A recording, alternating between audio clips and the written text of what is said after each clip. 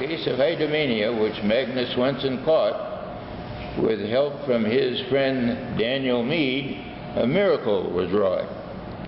They were the ones promoting this gigantic enterprise, the first west of Niagara Falls of such enormous size. You've got a combination of your engineering that developed the practical, I should say, application of the theory of putting the pine pilings into the sandy riverbed, which created the foundation once immersed in cement.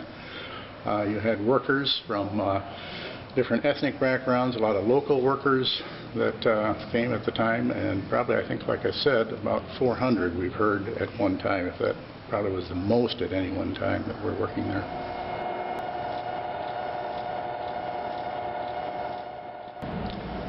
And the progress of construction work was interrupted twice, washed out by massive flooding and breaking up of ice.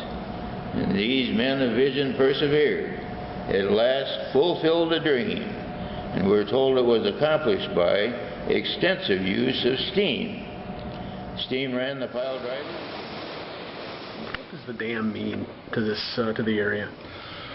Well, I think it meant, first of all, obviously the electrical piece to it, and when it, within a year or two, there was electricity coming from the dam to Prairie du Sac, Sauk City, and starting into the surrounding communities. Of course, the creation of Lake Wisconsin above it, and then I guess over the years, lots of different people from the local areas have worked there. And that probably is a, you know, it was a very common place. I mean, you all, like I said, you knew somebody in your family or a friend of a friend or somebody who worked at the dam during the 1940s and 50s, 60s, that type of thing. There are 41 gates, and they're all normally closed, and they're holding the lake back. But then when there's more water coming down the river than they can handle with a powerhouse, then they start to open gates. And they open gates in increments of 10 inches. It creates Lake Wisconsin. It makes tourism. You don't have Eagle Days without the dam. That's a good point. I never even thought about it. Yeah, without the dam, there is no open water. But that's a good, actually a very good point. We have pictures in our collection of the river freezing pre-dam. So when the dam was created, you have this whole open water from pretty much here on down in terms of the river. And now we note that 100 long years have now gone past. It's true, our hydro plant and dam were clearly built to last. Continuously for all this time it's generated power. Production in the river flows recorded every hour, with necessary overhaul and masonry renewal, and making sure things are kept up in first-class shape, the rule. Hard-working crews watch over it with tender, loving care, a very fitting monument to those who put it there, and the families it supported, and the jobs that it provides, and the power that it generates, and a fishing site beside. And the machines are automated, the equipment is modernized, and the operation of the plant is now computerized. The plant and dam are well maintained, and thanks to this endeavor, most likely, like the river, will continue on forever.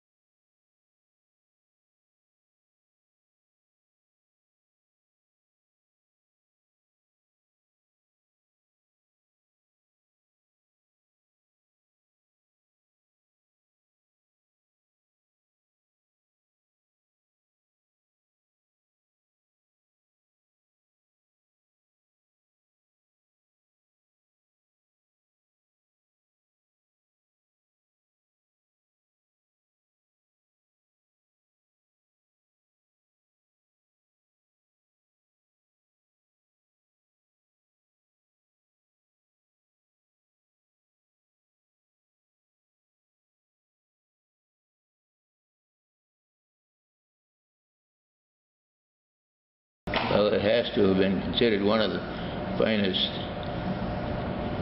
resources that they had in the community ever, and the things have changed over the years, but just for example, the tax rate in the township for other neighboring farmers compared to their neighbors in other counties had quite an advantage because this was here. All of that in the early years particularly, and still does, I think, enter into all of this. But it's when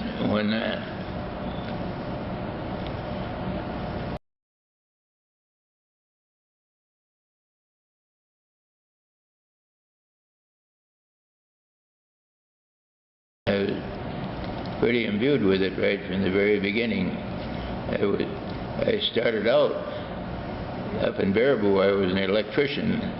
The electrical field was my thing to start with, but coming here was getting on the other end of it, on the manufacturing end anyway. But I knew that I'd like to be employed here way back then, and got lucky. I replaced one of a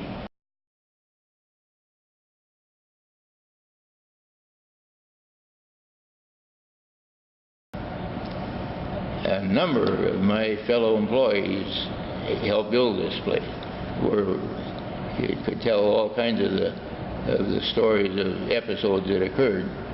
But I worked with quite a few who and knew quite a few who did too, were involved with the original construction. Denman, what did they say about the construction process? What kind of stories would they tell you? Well, what's amazing is how they could accomplish what they did with what they had to work with. They didn't have cars or trucks or earth-moving equipment, such as we now know. Earth-moving equipment was number 2 shovels, generally. And considering, you have to be amazed yet to know that it was possible to put here what is here, and so much technology that we now take for granted wasn't even invented yet. They didn't have bulldozers or carryalls, or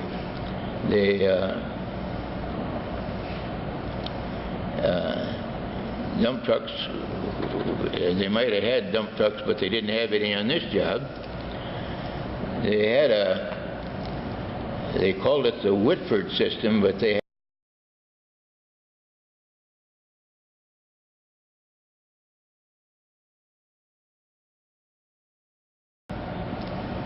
a number of my fellow employees helped build this place, where you could tell all kinds of the stories of episodes that occurred. But I worked with quite a few who and knew quite a few who did too, were involved with the original construction. Denman, what did they say about the construction process? What kind of stories would they tell you? Well, what's amazing is how they could accomplish what they did with what they had to work with. They didn't have cars or trucks or earth-moving equipment, such as we now know. Earth-moving equipment was number 2 shovels, generally. And considering, you have to be amazed yet to know that it was possible to put here what is here, and so much technology that we now take for granted wasn't even invented yet. They didn't have bulldozers or carryalls, or